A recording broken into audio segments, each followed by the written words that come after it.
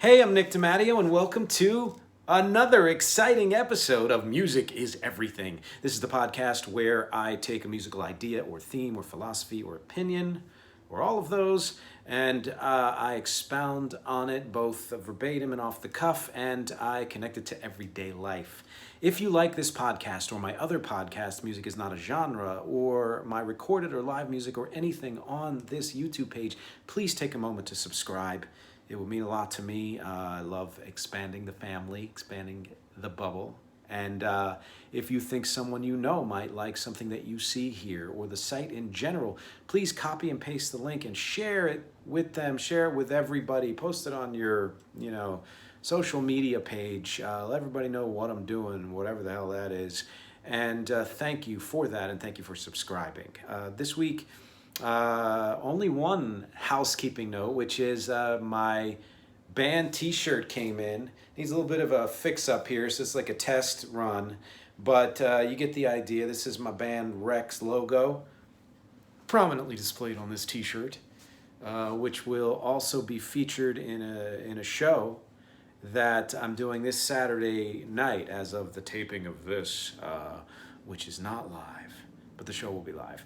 This week's topic, I'm going to get right to it now. It is the identity bubble, expanding what it means to be you.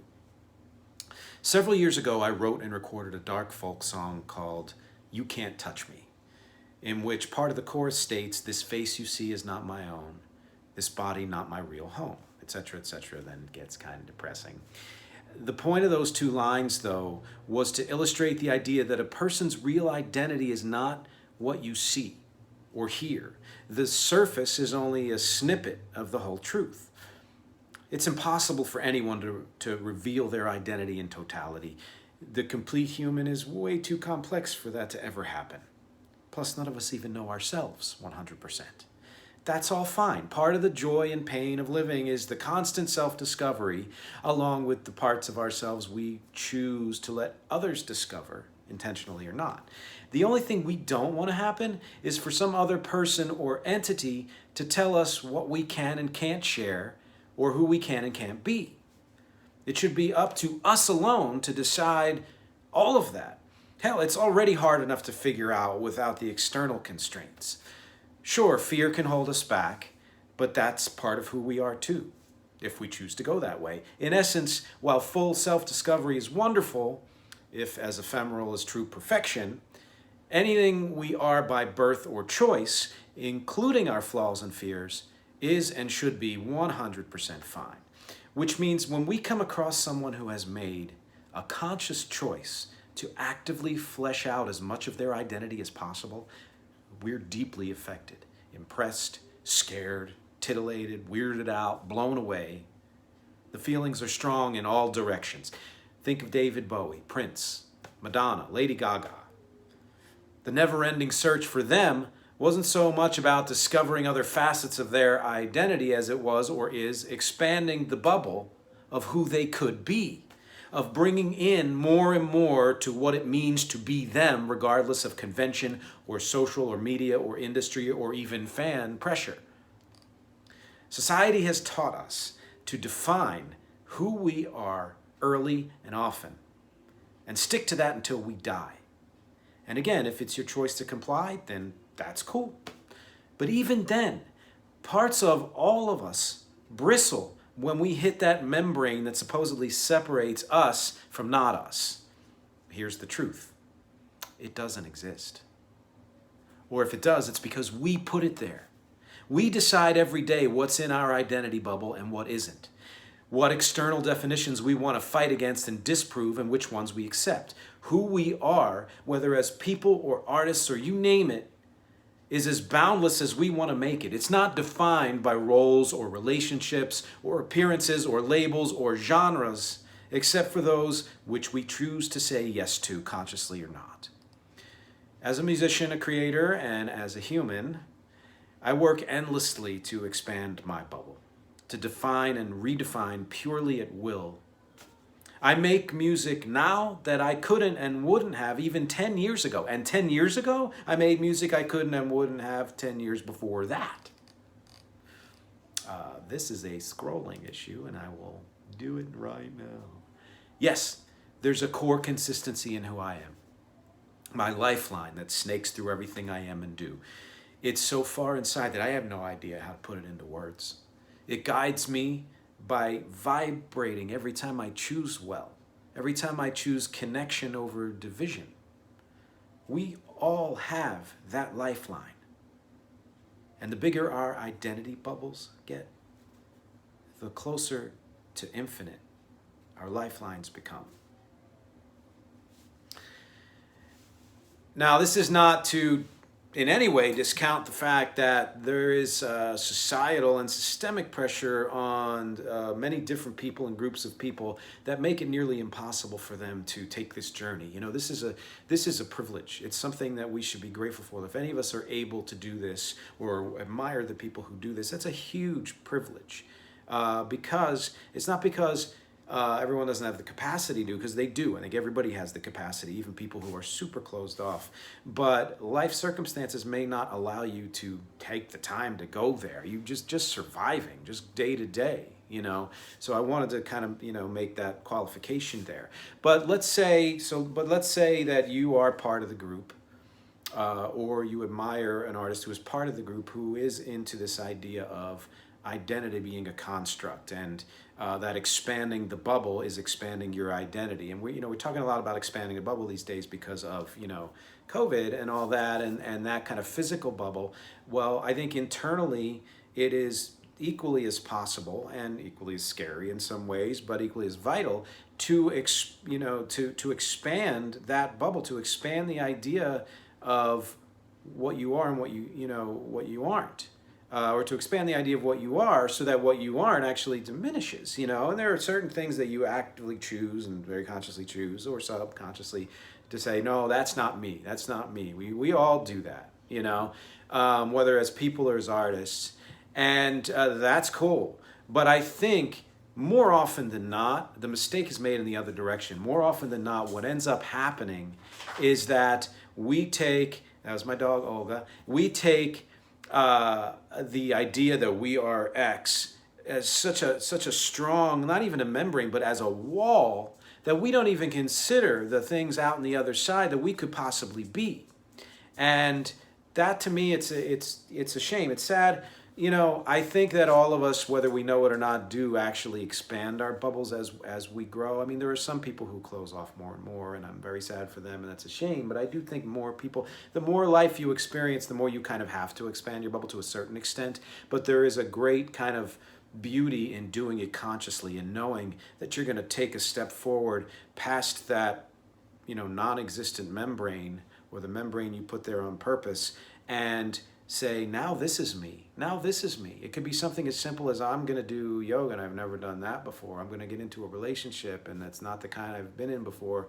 I'm going to announce some, thing about myself that I haven't told anybody or anything like that. Or artistically, there are so many examples in every medium.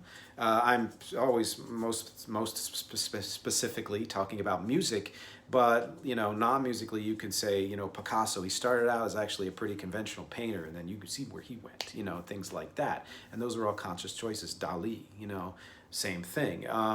But as far as music goes, it again points to people who understand that music is not a genre, who understand that music is the totality of experience as you see it, as the artist sees it, and it should, I think, be the totality of experience as a fan or a listener sees it or hears it as well.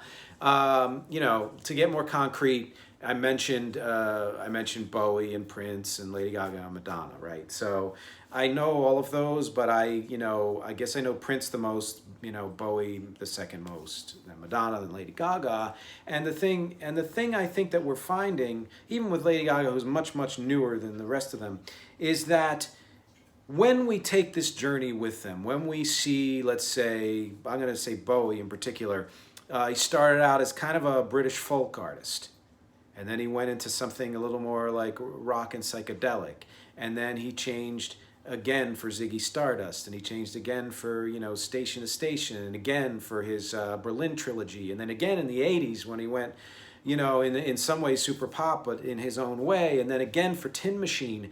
And each time he changed, we were like, oh, he's reinventing himself. He's reinventing himself. And I mean, you could describe it that way, but to me, it isn't about reinvention. It's about what I'm talking about today, which is just adding more to adding another Lego to the human building that you are. Like you were just kind of growing outward and expanding inward too by saying, okay, I'm deciding this is me now. Whether it's a certain fashion that again Bowie took on, or I think even more importantly, of course, or a persona, or most importantly, the music itself.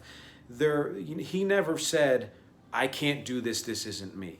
If he decided it was something he wanted to do, then he did it, and it became him. And while it was happening, we might have thought, whoa, whoa, whoa, he's going in all different directions. And in certain ways, I guess artistically, you can say that he was, but not really. Because in hindsight, when you look at all of it, when you think Bowie, do you think there were 15 different Bowies? No, not anymore. What you think of is that all was Bowie. The entirety of all of that was Bowie. The way he did what he did was his sort of through line.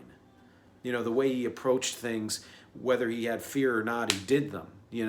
Whether he was going through other things in his life or not, including death, he did them. And now we see Bowie as that. We see Prince as somebody who didn't just do funk. He did new wave. He did rock. He did roots music. He did more electronic music. He did hip hop and all of that stuff. He did it with and without collaborators and the whole thing. It wasn't, shifting gears, but it wasn't I'm reinventing myself. He was just becoming more of who he was, becoming more him and more him and more him. And my contention here, not just artistically, where you clearly know that music is not a genre and we shouldn't be so rigid in the lines we draw between things, but I think globally, in terms of the world, especially as we're seeing the changes that are and hopefully will be happening now, there would be a whole lot less of the us and them mentality if we stop believing in the myth of me, in the myth of us as opposed to them, but particularly the myth of the individual. I'm not saying you don't have autonomy, or that you have boundaries that you create between you, just as you and others, as a sign of respect and whatever. What I'm saying is the myth of the, let's say, concrete individual, the myth of the idea that you are X type of person but not Y type of person, when in reality, and I'm saying this across the board 100%, the X and the Y and every other letter of the alphabet all have things that connect, all have things in common, all have things that overlap. We are all like Venn diagrams of each other, with different size circles and all that stuff. And all of those little circles are encompassed in the giant bubble that I say should and hopefully will keep expanding.